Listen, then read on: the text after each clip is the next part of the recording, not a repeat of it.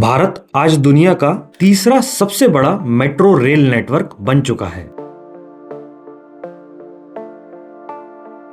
2014 से पहले मेट्रो सिर्फ 5 शहरों में चलती थी और आज इसकी संख्या बढ़कर 18 हो गई है। ऑपरेशनल मेट्रो ट्रैक्स भी 248 से बढ़कर 700 किलोमीटर से भी ज्यादा पहुंच गए हैं और अप्रूव्ड मेट्रो नेटवर्क का साइज 1700 किलोमीटर के आसपास पहुंच चुका है। रोजाना मेट्रो में सफर करने वालों की संख्या भी देखी जाए तो प्री कोविड ये संख्या 17 लाख से बढ़कर रोजाना 85 लाख तक पहुंच चुकी है। लेकिन एक अहम सवाल ये उठता है कि देश के इतने सारे शहरों में जब मेट्रोस चल रही हैं तो सिर्फ दिल्ली मेट्रो ही सबसे ज्यादा सक्सेसफुल क्यों है?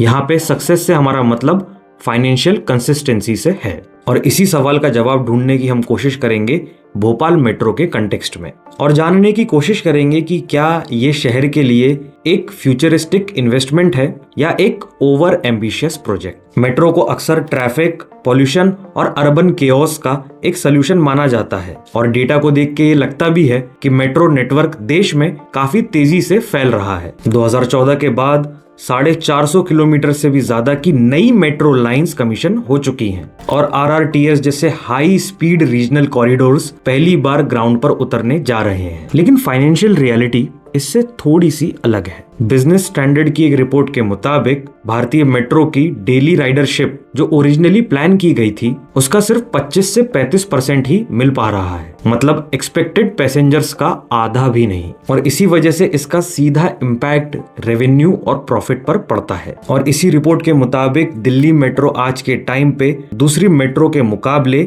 ज्यादा प्रॉफिट जनरेट कर रही है। इसका रीजन भी सिंपल है। दिल्ली में पॉपुलेशन डेंसिटी ज्यादा है और मेट्रो का जो नेटवर्क है उसका साइज भी काफी बड़ा है। इसी वजह से लोग ज्यादा मेट्रो यूज करते हैं और ऑपरेशनल कॉस्ट भी इजीली कवर हो जाती है। आइए अब पॉलिसी के एंगल को भी थोड़ा समझते हैं। अर्बन ट्रांसपोर्ट व्हाइट पेपर कहता है कि देश में अर्बन ट्रांसपोर्ट से रिलेटेड क्राइसिस सिर्फ रोड और फ्लाईओवर्स से सॉल्व नहीं किए जा सकते। पब्लिक ट्रांसपोर्ट का जो रोल है वो इंक्लूसिव और सस्टेनेबल होना चाहिए। महुआ यानी कि ministry of housing and urban affairs की मेट्रो रेल फ्रेमवर्क भी यही कहती है कि मेट्रो प्रोजेक्ट कोई प्रेस्टिजियस प्रोजेक्ट नहीं होना चाहिए। मेट्रो तभी बनानी चाहिए जब एक्चुअल डिमांड हो और जब बस, साइकिल और लास्ट मील सर्विसेज तक इंटीग्रेशन पॉसिबल हो। सिंपल शब्दों में कहें तो मेट्रो तभी सक्सेसफुल होती है जब प्लानिंग, गवर्नेंस और पब्लिक एडॉप्शन एक साथ चले। अब इस पॉलिसी पिक्चर को भोपाल पर लगाते हैं। 20 दिसंबर 2025 को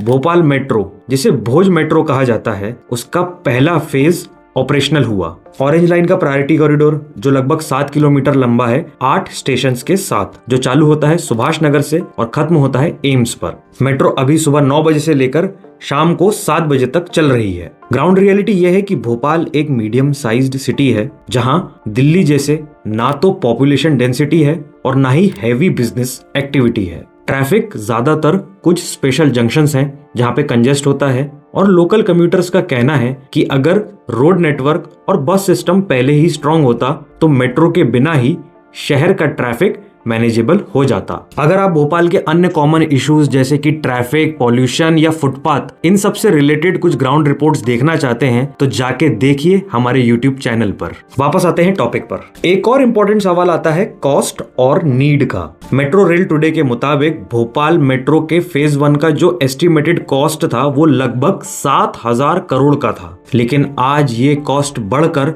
10,033 करोड़ तक पहुंच चुकी है, जो ओरिजिनल एस्टिमेट से लगभग 43% ज्यादा है। इस कॉस्ट एस्केलेशन के पीछे कुछ रीजंस भी हैं, जैसे प्रोजेक्ट डिलेज, स्टील और सीमेंट जैसे मटेरियल्स के बढ़ते दाम, डिजाइन चेंजेस, हायर टैक्सेस और लेबर कॉस्ट्स। इसका नतीजा ये हुआ कि पर किलोमीटर की कॉस्ट जो है वो 371 करोड़ पहुंच गई। सिंपल कंपैरिजन के लिए भोपाल का जो 26 किलोमीटर का बीआरटीएस कॉरिडोर था वो लगभग 350 करोड़ में बनाया गया था और लगभग उतनी ही कॉस्ट लग रही है भोपाल के 3 किलोमीटर के मेट्रो स्ट्रेच के लिए। फिर ये सवाल भी उठता है कि क्या इतना बड़ा इन्वेस्टमेंट सिर्फ 7 किलोमीटर के कॉरिडोर के लिए जस्टिफाइड था?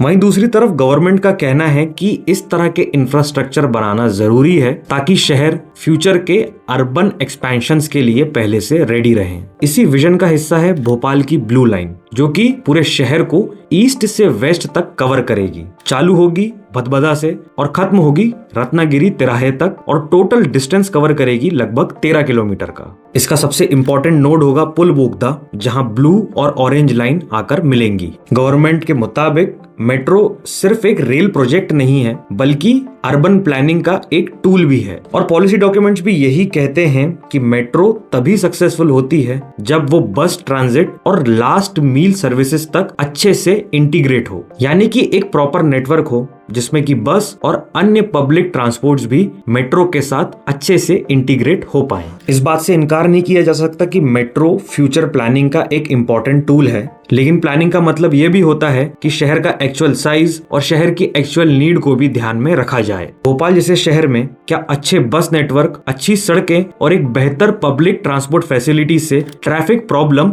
सॉल्व नहीं हो सकती थी? और जब कॉस्ट एस्केलेशन इतना ज्यादा है तो क्या ये इन्वेस्टमेंट पब्लिक मनी का सही यूज है या नहीं? आपको क्या लगता है, क्या भोपाल मेट्रो एक विजनरी इन्वेस्टमेंट है या एक ओवर एम्बिशियस प्रोजेक्ट? आप अपनी राय हमें कमेंट सेक्शन में जरूर बताएं। मेरा नाम है उत्कर्ष और आप देख रहे थे दैनिक शाम तक, और ये थी हमारी खास रिपोर्ट पब्लिक की बात। ऐसी अन्य रिपोर्ट्स के लिए जुड़े रहिए हमारे साथ। धन्यवाद।